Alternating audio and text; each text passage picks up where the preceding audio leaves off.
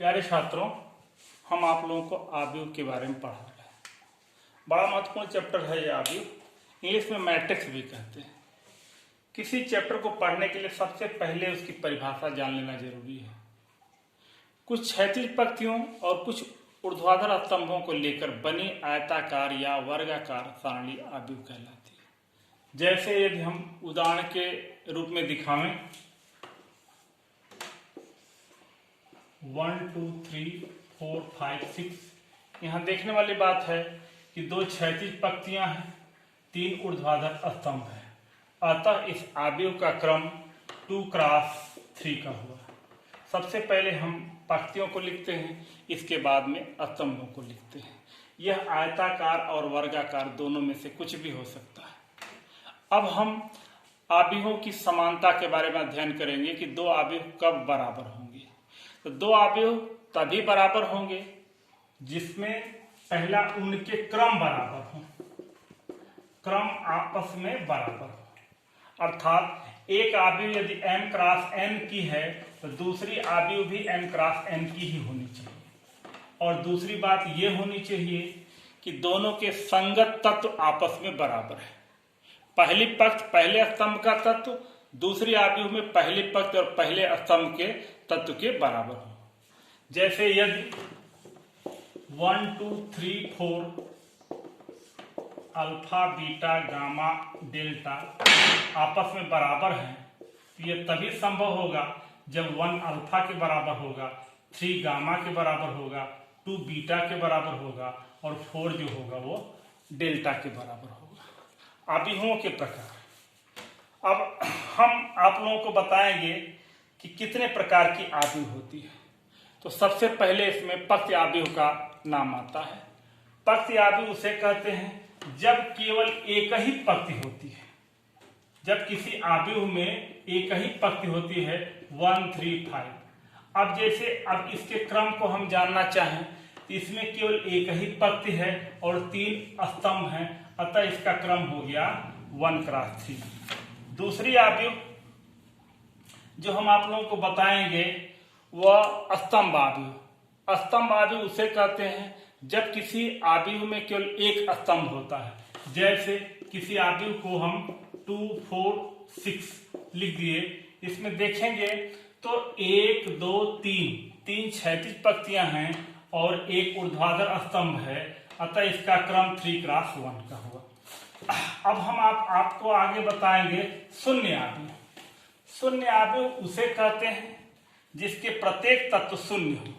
जैसे हम किसी आव्यूह को लिख रहे हैं, चाहे आयताकार लिखें या वर्गाकार लिखें, यहाँ देखने वाली बात है कि पहले पंक्ति का प्रत्येक अवयव शून्य है, दूसरी पंक्ति का प्रत्येक अवयव शून्य है, अतः इसे शून्य आव्यूह कहेंगे। आगे की आव्यूह वर्ग आव्यूह या स्क्वायर मैट्रिक्स। वर्ग आव्यूह उसे कहते हैं जिसमें पंक्तियों की संख्या और स्तंभों की संख्या बराबर होती है। जैसे अगर 3 पंक्ति हैं तो 3 स्तंभ होगा, 1 2 3 5 4 6 7 8 9 10। इसमें देखने वाली बात है कि 3 ठो क्षैतिज पंक्तियां हैं और 3 ठो ऊर्ध्वाधर स्तंभ है, अतः इसका क्रम 3 क्रॉस 3 की हो गई।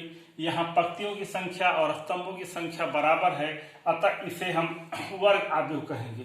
अब हम आपको बताएंगे विकर्ण आव्यूह।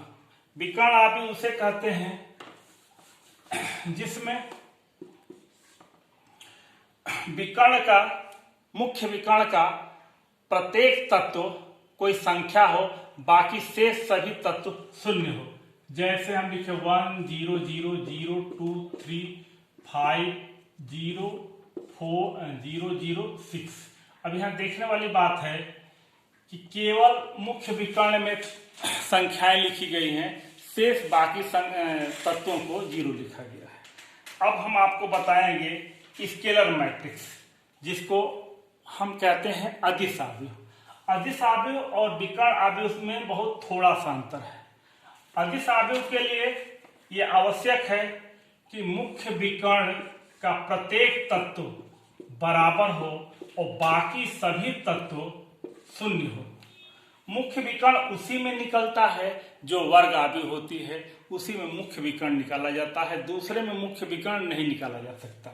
मुख्य विकर्ण पहले पक्ष और पहले स्तंभ वाले तत्व से प्रारंभ होता है और अंतिम पक्ष और अंतिम स्तंभ वाले तत्व तक जाता है, जैसे इसे मुख्य विकर्ण कहते हैं।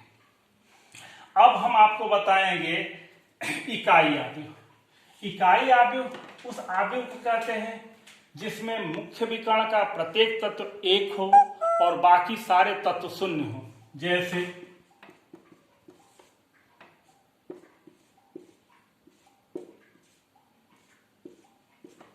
यहां देखने वाली बात है कि मुख्य विकर्ण का प्रत्येक तत्व एक है, शेष बाकी तत्व शून्य है। इसे हम आई से भी डिनोट करते हैं। I3 का मतलब हुआ कि 3x3 की मैट्रिक्स है। अब आगे की मैट्रिक्स के बहुत प्रकार हैं, छोटे छोटे प्रकार हैं, वो पढ़ना बहुत आवश्यक नहीं है। अगर किताब में आप लोग थोड़ा सा पढ़ लेंगे तो जानकारी हो जाएगी। अब हम आपको ये बताएंगे कि किसी आव्यूह में यदि किसी अदिश राशि का गुणा करें तो क्या प्राप्त होता है। जैसे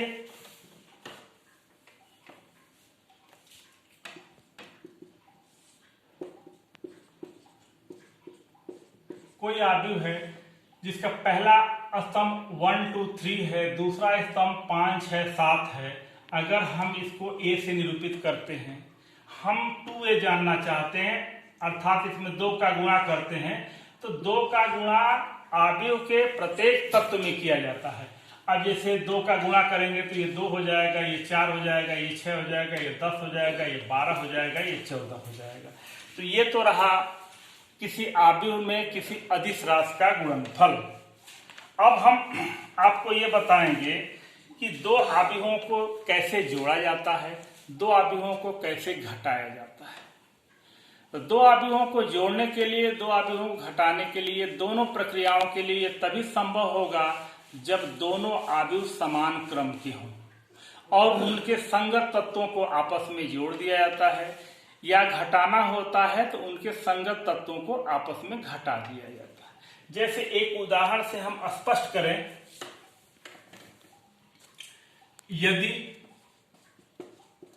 a बराबर, पहला स्तंभ लिख रहा हूं 2 4, दूसरा स्तंभ लिख रहा हूं 3 6, और b बराबर, पहला स्तंभ लिख रहा हूं 5 6, दूसरा स्तंभ लिख रहा हूं 8 9। अब हमें यहां ध्यान देने वाली बात है कि पहले आव्यूह का क्रम 2x2 है और दूसरे आव्यूह का क्रम भी 2x2 है। अतः इन दोनों आव्यूहों को हम जोड़ भी सकते हैं और दोनों आव्यूहों को घटा भी सकते हैं। यदि हमें जोड़ना हो, जैसे a प्लस b निकालना हो, तो संगत तत्वों को आपस में जोड़ देंगे। 5 2 7, 6 4 10, 8 3 11, 9 6 15, ये a प्लस b हुआ। और इसी प्रकार मुझे अगर a माइनस b निकालना होगा तो a माइनस b निकालने के लिए पहले आव्यूह में से दूसरे आव्यूह को घटा देंगे, लेकिन ध्यान देंगे कि संगत तत्व में से संगत तत्व को ही घटा पाएंगे। अब जैसे 2 में से 5 घटाएंगे तो -3 हो जाएगा, 4 में से 6 घटाएंगे -2 हो जाएगा, 3 में से 8 घटाएंगे -5 हो जाएगा, 6 में से 9 घटाएंगे -3 हो जाएगा। यहाँ देखने वाली बात यह भी है कि इस आव्यूह का प्रत्येक तत्व ऋणात्मक है, अतः यहां से हम ऋण को कॉमन भी ले सकते हैं। आव्यूह में कॉमन तभी मिलता है, उभयनिष्ठ तभी मिलता है जब वो प्रत्येक तत्व में हो।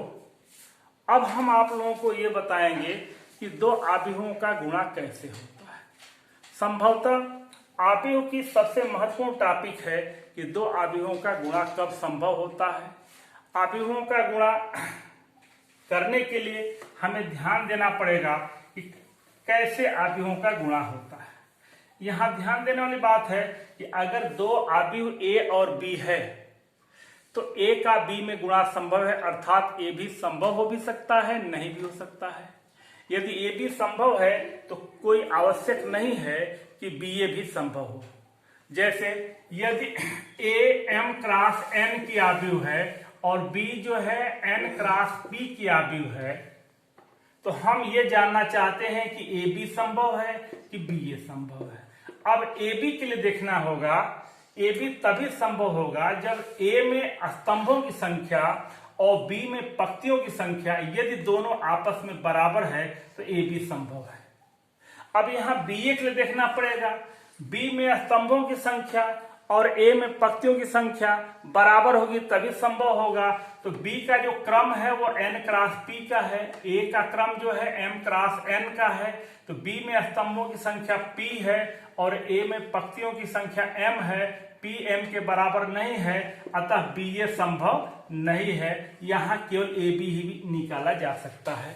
अब अगले वीडियो में हम कैसे गुणा किया जाएगा इसे आप लोगों को बताएंगे।